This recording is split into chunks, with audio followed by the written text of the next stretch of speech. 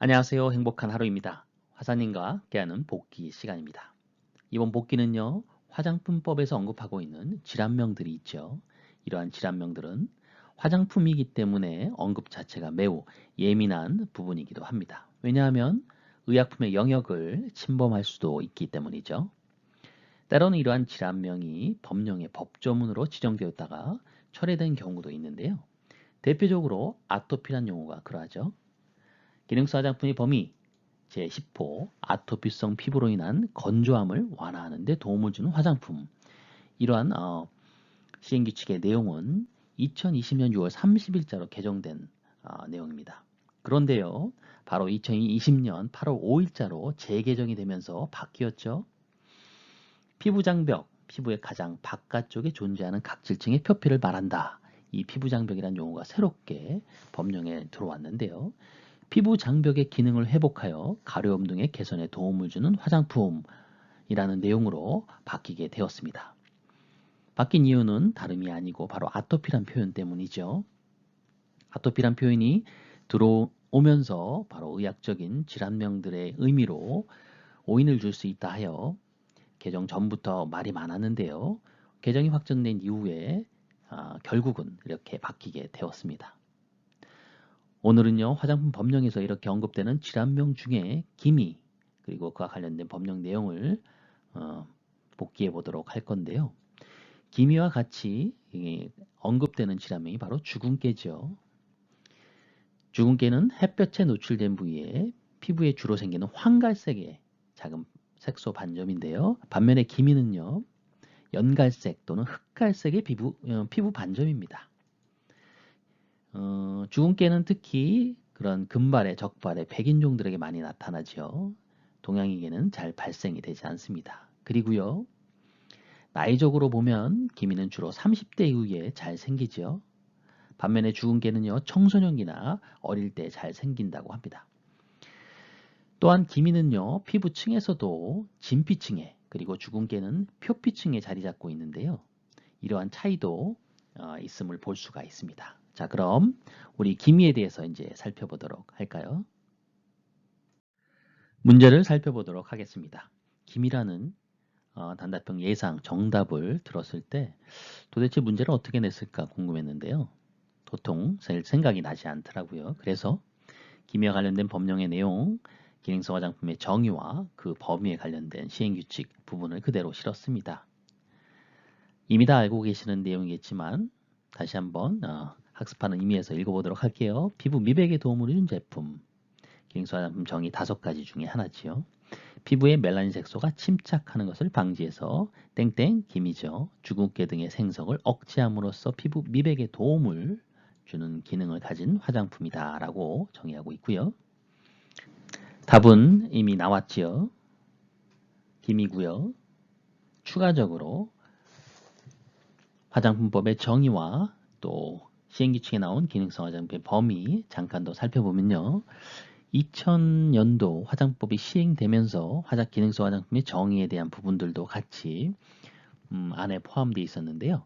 가나 다목만 있었습니다. 미백과 주름 개선 또 자외선과 관련된 거, 태닝과 관련된 거 이렇게 3가지의 가나 다목이 기능성 화장품의 정의였었고요. 처음에 그 이후에 수년 2010 몇 년인가요? 그때 새롭게 추가된 부분이 라목과 마목이죠. 모발과 관련된 색상 변화, 제거, 영양 공급, 또 피부 모발의 기능 약화 관련된 건조함, 갈라짐, 빠짐, 각질화 등을 방지하는 데 개선하는 데 도움을 주는 제품.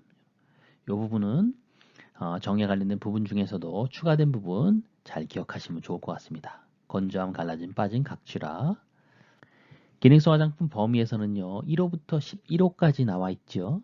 그 중에 1호와 2호가 피부 미백과 관련된 내용입니다. 1호는요. 문항에서 이미 말씀드렸던 부분이고요. 2호가 침착된 멜라닌 색소의 색을 10개 해서 피부 미백에 도움을 주는 것 이렇게 되어 있고요. 1호는 멜라닌 색소 침착 자체를 방지하는 개념이었었죠. 그래서 기미 주근깨 생성 억제하는 그런 메커니즘을 통한 미백과 관련된 기능성 화장품의 정의였습니다. 멜라닌 색소는요 이미 시험에서도 출제가 됐었지요. 이제 두 번째 기미 질환명이 또 출제가 되었는데요. 이 기능성 화장품의 정의 범위에 대한 내용, 당연히 암기할 정도로 숙지하고 있어야 될 부분이고요. 다양하게 출제가 되고 있는 부분이기도 합니다. 화장품의 관점에서의 기미 주근깨에 연결되는 고리, 또 성분에 대한 부분 빠질 수가 없죠. 다음 장에서 한번 살펴볼 거고요. 넘어가기 전에 잠깐 의학적인 개념에서의 기미에 대한 내용 살펴볼게요.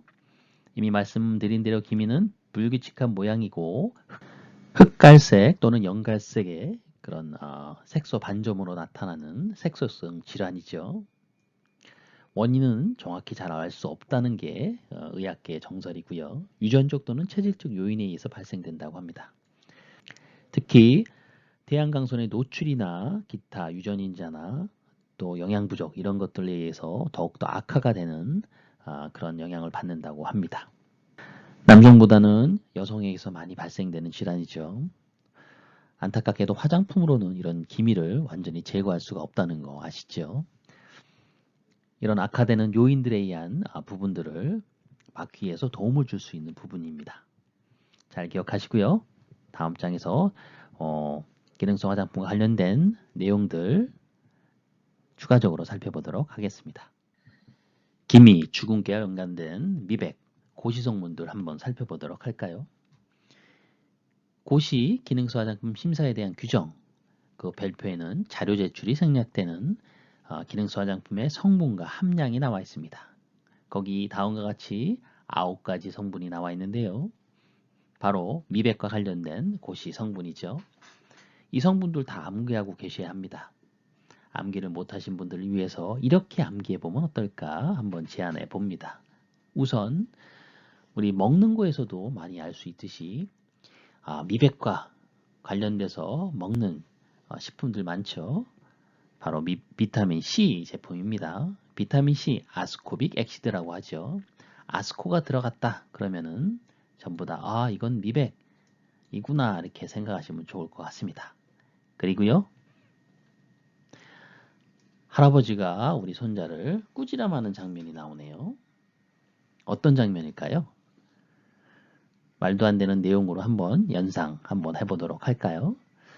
아이고 아이고 아이고 한탄을 합니다. 할아버지가. 나이도 어린 것이 어릴 유자 유용성 감초 알파고가 어쩌고 저쩌고 알파 비사본이고요. 알아듣지도 못하는 알루틴 말을 씨부리면서 나를 나이아신 아마이드 놀리고 있네.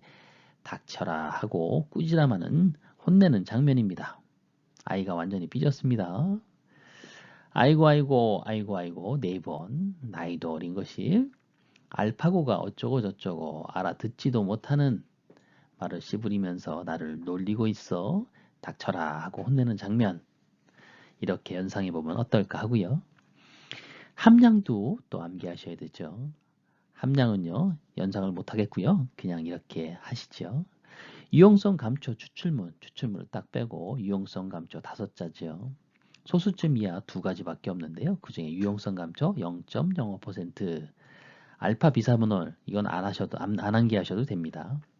시험에 이미 다 나왔던 부분이죠. 당분간은 안 나올 것 같고요. 알파 비사분올 0.5% 고시가 돼 있고요. 범위가 나와 있는 게 딱 2가지가 있습니다. 알부틴과 나이아신 아마이드입니다. 2에서 5%인데요. 특히 나이아신 아마이드는요. 시중에 가장 많이 사용되고 있는 미백 고시 성분이죠. 주름의 아데노신과 같이 미백과 주름 개선 쪽에 이중 기능성 화장품의 대부분의 성분이 바로 미백엔 나이아신아마이드, 주름 개선엔 아데노신 이렇게 사용되고 있죠. 2에서 5%. 그리고 박스에 들어가 있는 거 몇 프로일까요? 고정되어 있는 성분 당나무, 그죠? 그리고 아스코빌 글루코사이드, 아스코빌 테트라 아이소팔미테이트 모두 2%로 고시되어 있는 성분입니다. 마지막으로 마그네슘 가장 길죠.